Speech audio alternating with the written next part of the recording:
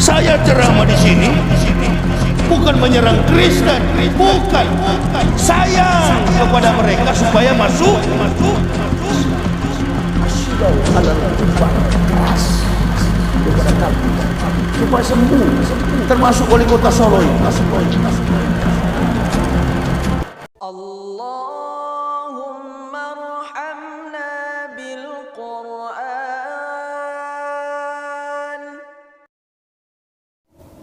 Nggak boleh separuh-separuh. Ya ayyuhalladzina amanu udhulu fisilmi kafah, masuk ke dalam Islam secara sungguh-sungguh, benar-benar.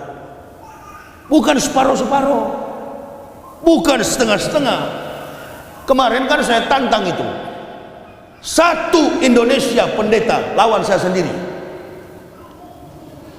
Bukan berkelahi secara fisik. Jangan memperalat masa Muslim. Saya nggak usah peralat Muslim.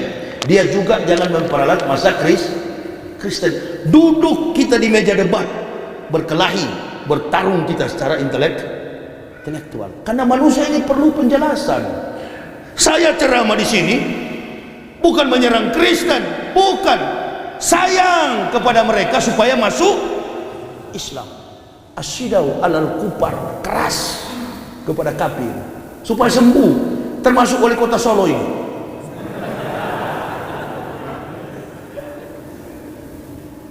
Jangan dengar, beliau ini kan sarjana, terpelajar sampai jadi pejabat. Masa mau dengar omong kosong pendeta?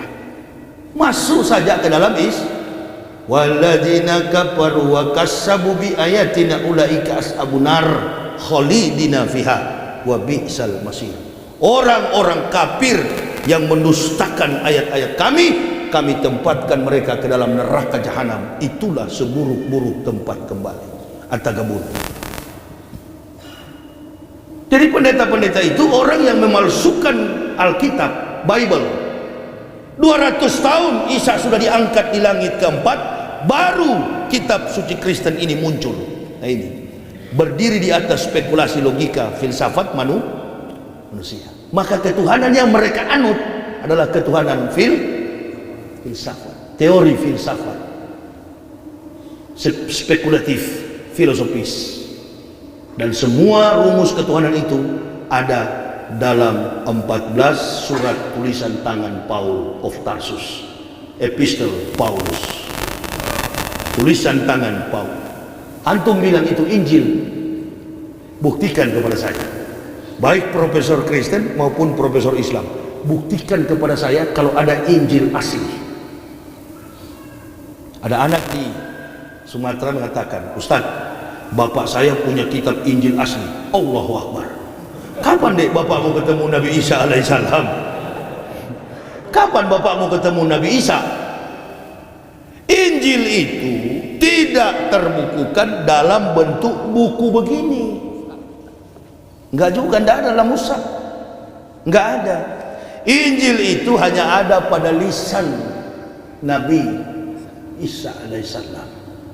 Di zaman beliau, kalau beliau pidato, tidak ada fasilitas handicap,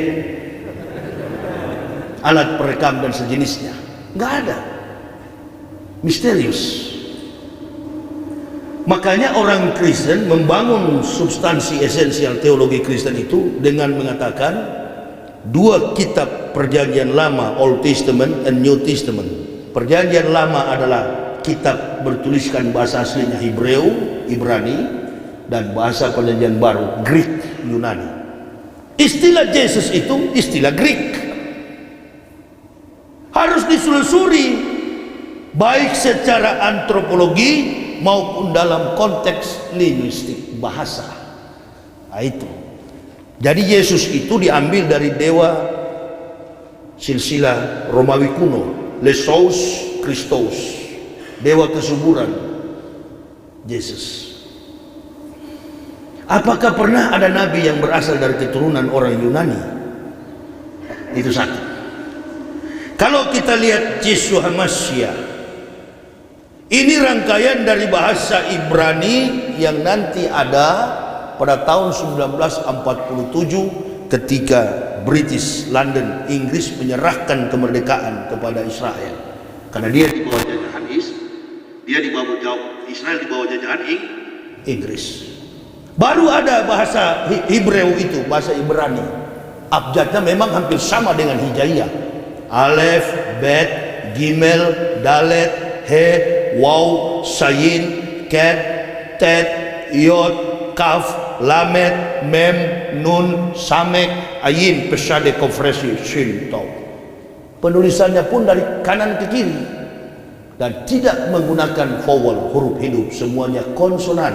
Atau dalam bahasa kita Islam ini ada kitab satu itu namanya sorogan atau gundul, kitab yang tidak mempunyai sakal. Itu tulisannya dari kanan ke kiri. Alhamdulillah sampai hari ini banyak pendeta tidak tahu di Indonesia ini. Makanya saya tunggu-tunggu kalau jadi debat ini. Allahu Akbar. Memang saya gulung-gulung di depan ini. Iya.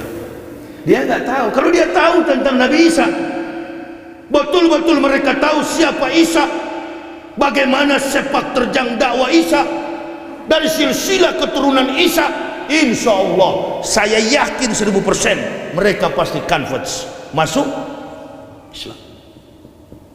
Tapi persoalannya karena tidak tahu, ini persoalannya, karena nggak paham. Menuduh-nuduh Muhammad ini adalah orang yang membawa Al-Quran, membuat Al-Quran. Mana mampu Rasulullah SAW. Al-Quran ini bukan buatan Muhammad. Sebelum Muhammad datang, Al-Quran sudah datang.